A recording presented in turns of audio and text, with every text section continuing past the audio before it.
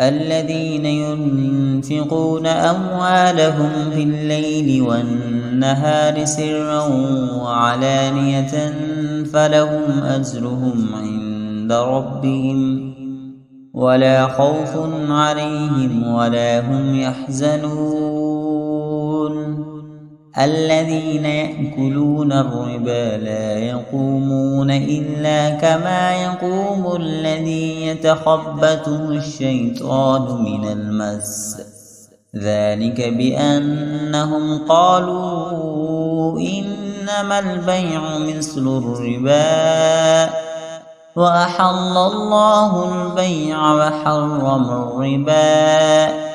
فمن جاءه موعظة من ربه فانتهى فله ما سلف وأمره إلى الله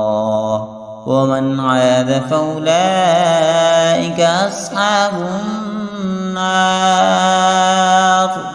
هم فيها خالدون يمحق الله الربا ويربي الصدقات والله لا يحب كل كفار أثيم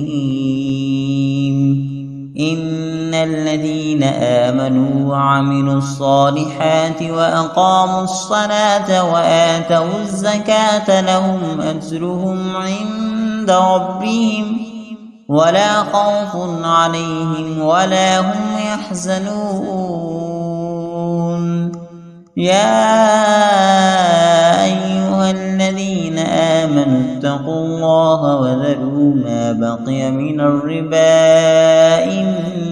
كنتم مؤمنين فإن لم تفعلوا فأذنوا بحرب من الله ورسوله وإن تبتم فلكم رؤوس أموالكم لا تظلمون ولا تظلمون وإن كان ذو عسرة فنظرة إلى ميسرة وأن تصدقوا خير لكم إن كنتم تعلمون واتقوا يوما ترجعون فيه إلى الله ثم توفى كل نفس ما كسبت وهم لا يظلمون